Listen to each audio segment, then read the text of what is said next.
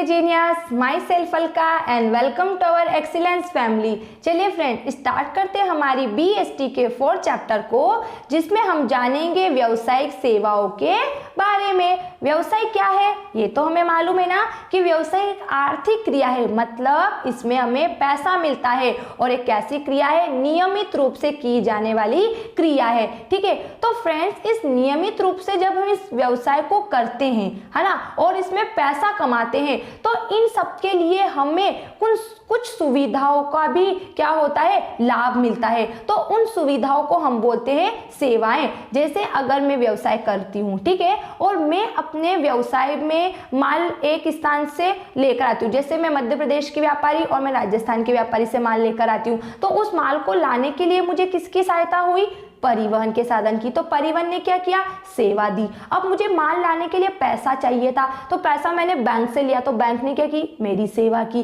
ठीक है, अब मेरे को माल को लाने के लिए, उसे सुरक्षित लाने के लिए मुझे उसका बीमा करवाना पड़ा, तो ऐसा बीमा किसने किया, बीमा कंपनी ने किया। तो अब मैं अपने व्यवसाय को सुचारू रूप से संचालन करने के लिए जिन किसी भी सुविधाओं का लाभ लेती हूँ, वह सारी सुविधा क्या कहलाती है, सेवाएं। ठीक है, तो आया समझ में व्यावसायिक सेवा क्या है। एक व्यवसायी अपने व्यवसाय का कुशलतम पूर्वक संचालन करने के लिए बैंक, बीमा, भंडारण, परिवहन, इन जिन सुविधाओं का क्या करता है, लाभ लेता है या इन सुविधाओं को प्राप्त करता है, ये सब सेवाएं कहलाती है। वह व्यक्ति चाहे तो खुद भी ये काम कर सकता है ना, लेकिन उसमें इसका क्या होगा, कार्यभार बढ़ जाएगा। तो ऐसी कंडीशन में क्या करता है, दूसरों से इन सभी सेवाओं को प्राप्त करता है। ठीक है फ्रेंड्स, तो एग्जाम में हम इसे कैसे लिखेंगे कि सेवाएं वे आर्थिक क्रियाएं हैं जो अमूर्त होती है। आर्थिक मतलब भले आप सेवा दो या आप सेवा लो, दोनों ही कंडीशन में सेवा कैसी होनी चाहिए, आर्थिक मतलब पैसे की प्राप्ति होनी चाहिए। और दूसरा क्या बोल रहा है, ये अमूर्त होती है, मतलब इन्हें ना तो देखा जा सकता है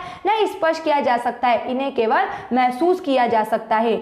इनमें सेवा देने वाले एवं उपभोक्ता दोनों के बीच क्या होता है, सेवाओं का आदान प्रदान होता है। बिल्कुल ठीक है, तो सेवा क्या हो गई है, सेवा वे आर्थिक क्रिया है जो अमूर्त होती है और इसमें देने वाले और पाने वाले दोनों के बीच सेवाओं का आदान प्रदान होता है। ठीक है, अब हम सेवाओं की क्या पढ़ेंगे, विशेषता।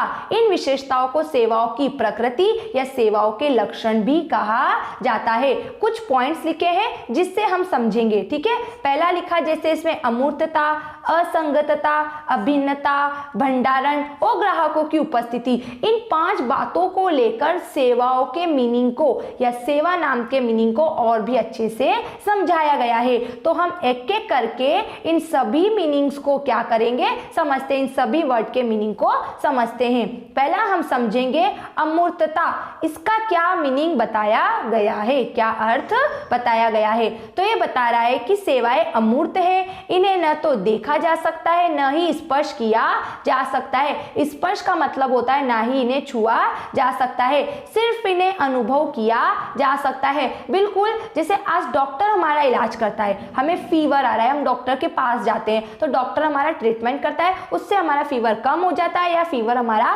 खत्म हो जाता है। तो वो कैसे कम हुआ, ये हमें दिखाई दिया क्या, नहीं दिखाई दिया, हमने उसका ट्रीटमेंट लेके रेस्ट किया। ठीक है, तो दिखाई नहीं दिया लेकिन महसूस तो हुआ ना कि बुखार कम हो गया, बुखार खत्म हो गया। तो वही सेवाओं में बोला गया है कि सेवाएं अमूर्त होती है, न तो देखा जा सकता है न ही स्पर्श किया जा सकता है। लेकिन ये सारी व्यावसायिक सेवाएं कैसी होनी चाहिए, आर्थिक मतलब इनमें पैसे की प्राप्ति होनी चाहिए। सेकंड देखो असंगतता। असंगतता का क्या मीनिंग दिया कि असंगतता से आशय है एक रूपता का न होना, अर्थात सभी व्यक्तियों को सेवाएं अलग अलग रूप में प्रदान होती है। जैसे किसी को फीवर है तो उसको अलग प्रकार से ट्रीटमेंट मिलेगा, अगर किसी को पेट दर्द है तो उसको अलग तरीके से ट्रीटमेंट मिलेगा। ठीक है, किसी का सिर दर्द है तो उसको अलग ट्रीटमेंट मिलेगा। तो सेवाएं सभी व्यक्तियों को अलग अलग मिलती है, भले वस्तु एक जैसी मिल जाए लेकिन सेवाएं सबको एक जैसी मिलेगी। अभी मुझे बैंक से 10,000 रुपए चाहिए तो मैं 10,000 ही लूंगी, तो बैंक मेरी 10,000 की सेवा करेगा, मेरे फ्रेंड को 50,000 चाहिए तो बैंक उसकी क्या करेगा, 50,000 की सेवा प्रदान करेगा। ठीक है, तो वो बोला गया। असंगतता का मतलब होता है अलग अलग होना, कि सेवाओं में एक रूपता नहीं होती है। अनेकों उपभोक्ताओं को एक रूप में वस्तुएं तो प्रदान की जा सकती है, पर सेवाएं प्रत्येक ग्राहक को उनकी आवश्यकता के अनुरूप अलग अलग प्रदान की जाती है। ठीक है, ये थोड़ा सा यहाँ पे मिस्टेक आ गया है, की जाती है, अपन ऐसे लिख लेते हैं। ठीक है, फिर आगे क्या बोल रहा है, सेवाओं में असंगतता मोबाइल फोन में देखी जा सकती है। बिल्कुल, कि सब एक व्यक्ति को क्या चाहिए, मोबाइल फोन सबको मिले, लेकिन सेवाएं सबके अलग अलग है। जैसे किसी के फोन में क्या मिस्टेक आ गई, किसी के क्या फोन में क्या मिस्टेक आ गई, तो सबके अलग अलग तरीके से रिपेयर करेंगे ना फोन को। ऐसा तो नहीं कि सबके फोन को एक ही मिस्टेक से रिपेयर किया जाएगा। और साथ में इसका मतलब है कि सब व्यक्ति अलग अलग कंपनी के मोबाइल लेता है। हम ऐसे बोलेंगे कि आप सभी मोबाइल एक कंपनी के लो, जिसको जो चाहिए उसको कंपनी का देंगे, है ना। तो असंगतता का मतलब होता है कि अलग अलग व्यक्ति को अलग अलग सेवा मिलती है। अगला, अभिन्नता। अभिन्नता का मतलब होता है अलग नहीं किया जा सकता। सेवा देने वाले से सेवाएं छीनी नहीं जा सकती है। जैसे आज डॉक्टर है, डॉक्टर इलाज करता है हमारा, तो क्या हम डॉक्टर को अलग कर दे और उसकी सेवाओं को हम छीन सकते हैं क्या, नहीं छीन सकते। हम पैसों से किसी भी व्यक्ति की शारीरिक उपस्थिति को खरीद सकते हैं, है ना, लेकिन उसके अंदर की प्रतिभा, उसका कौशल, उसका जुनून हम नहीं खरीद सकते।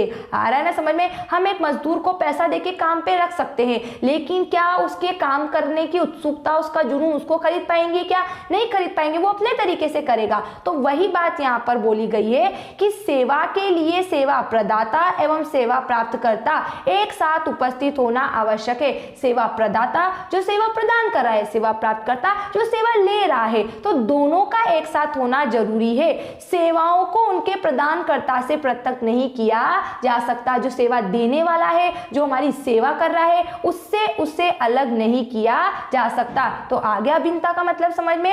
अब अगला है भंडारण। भंडारण का मतलब होता है, भंडारण एक ऐसा स्थान विशेष होता है या एक ऐसी बात है भंडारण में कि जिसमें हम हमारी वस्तु को सुरक्षित रख सके। उस चीज को भंडारण, कि वह जगह, है ना, वह जगह जो हमारी वस्तु को सुरक्षित रखे या जहां हम वस्तु को इकट्ठा करके रख सकते हैं, उसे भंडारगृह कहते हैं। तो यहाँ सेवाओं में बताया गया है कि आप वस्तु को सुरक्षित रखने के लिए भंडारगृह का उपयोग कर सकते हैं, लेकिन आप सेवाओं को भंडारण में नहीं रख सकते, क्योंकि वो तो अमूर्त होती है, वो कोई वस्तु नहीं है जिसे आप देख सकते, स्पर्श कर सकते। ठीक है, तो क्या बोला इसने कि सेवाएं अभौतिक एवं अमूर्त होती है, इस कारण सेवाओं का भंडारण वस्तुओं की भांति नहीं किया जा सकता। एंड लास्ट है इसमें ग्राहक की उपस्थिति। बिल्कुल, कि जिसको सेवा चाहिए उसको उपस्थित होना आवश्यक है। जैसे आज मैं आपको पढ़ा रही हूँ, क्लास 12th में आप पढ़ते हो, तो आपको पढ़ना है, ना कि आप अपने भाई को बिठा दो कि यार तू पढ़ ले और फिर मुझे पढ़ा देना। ऐसा नहीं होगा। वो आपको पढ़ा तो देगा, लेकिन जितना आप उसको कैच कर पाते, जितनी बात आपको उसमें समझ में आई, उतनी आपके भाई को नहीं समझ में आएगी, क्योंकि आपसे छोटा है। ठीक है, तो क्या है, सेवाओं को ग्राहकों से पृथक नहीं किया जा सकता, अतः सेवा प्राप्त करते समय ग्राहकों की उपस्थित होना आवश्यक है। हम बीमार है तो डॉक्टर इलाज किसका करेगा, हमारा पड़ोसी का तो नहीं कराएंगे कि भाई इस डॉक्टर साहब आप इसका इलाज कर दो, है ना। तो आया समझ में सेवा क्या होती है और क्या इसकी विशेषता होती है। अगर अब आपको इसमें किसी भी वर्ड्स को या कोई भी पॉइंट को लेकर आपको डाउट होता है, तो आप मुझे जल्दी से कमेंट्स बॉक्स में लिख के बताइएगा। Thanks for watching this video, bye bye.